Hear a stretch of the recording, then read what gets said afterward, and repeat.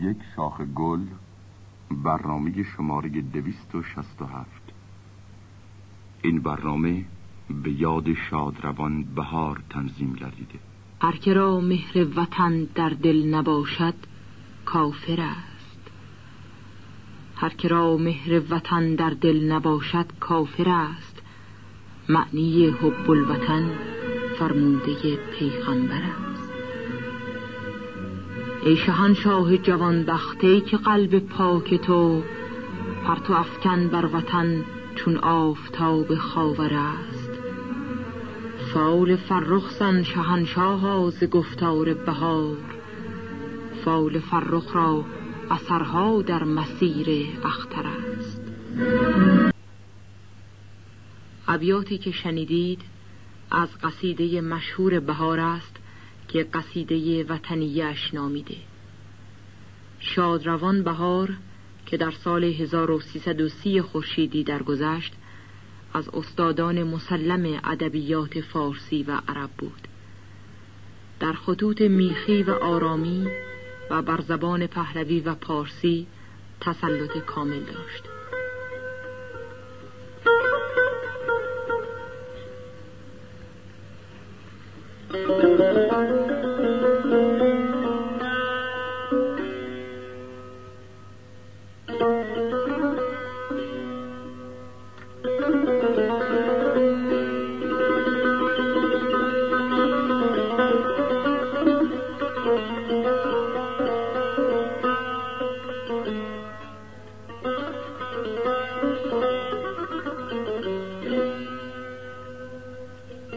از بهار که به ملک الشعراء بهار معروف است رسالاتی گرانبها باقی است.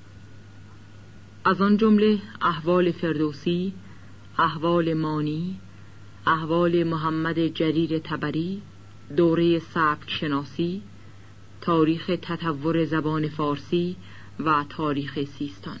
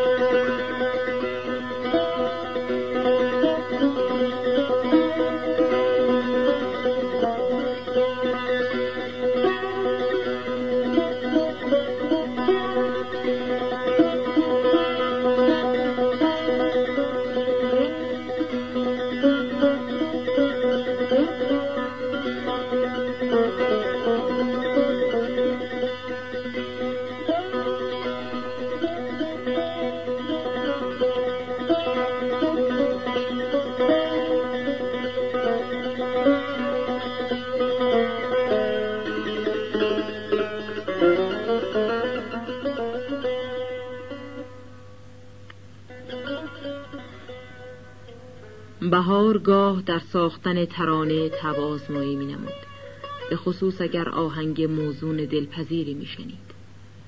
ترانه‌ای که آمیخته به آهنگ بیات زند ساخته سلطان مراد میرزا مراد می شنوید از اوست و آن را در جنگ جهانی اول به هنگامی سروده که قوای بیگانه خاک ایران را اشغال کرده و مظالمی روا می داشتند. این ترانه حاکی از احساسات میهن پرستانه بهار است. گر رقیب آید بر دل بر من، بر دل بر من،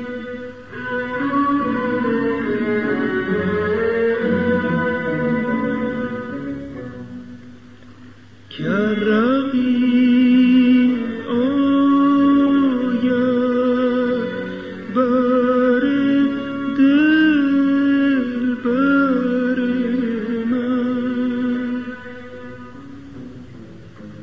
جوشد از غیرت دلم در بر من، جوشد از غیرت دلم در بر من.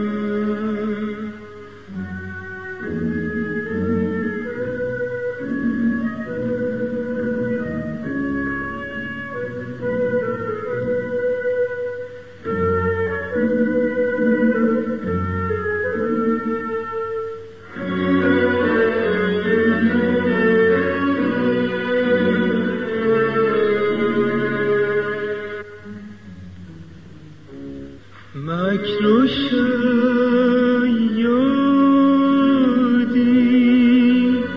بود لشکر او، بود لشکر او.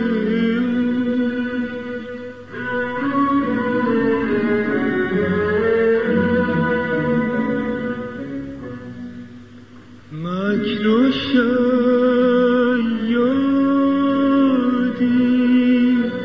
بود لشکر او.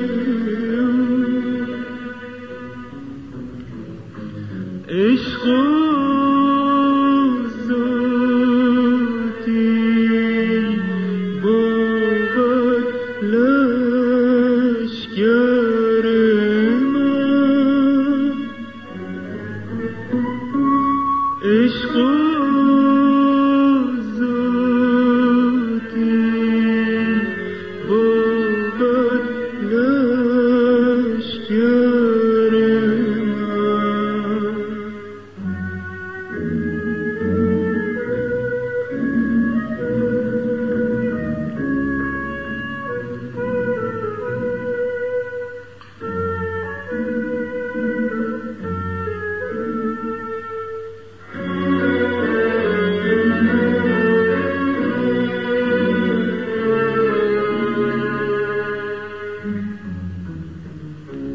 من بی پروا را چه هراس از دشمن، خدا خدا دهد بر دشمن زفری ما را، دهد بر دشمن زفری ما را.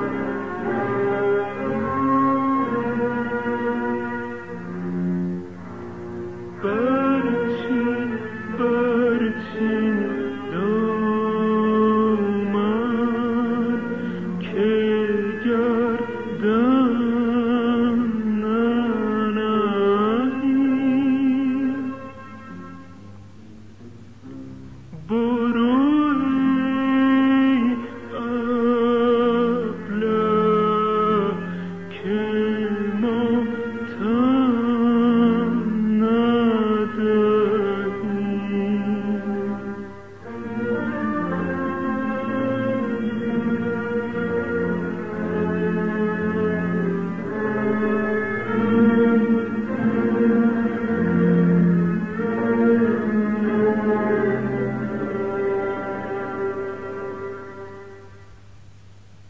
شاخ گلی که به یاد شادروان بهار نثار گردید شماره 267 بود که با صدای خانم پروین تنظیم گردیده. تار آقای جلیل شهناز، گوینده آذر پژوهش.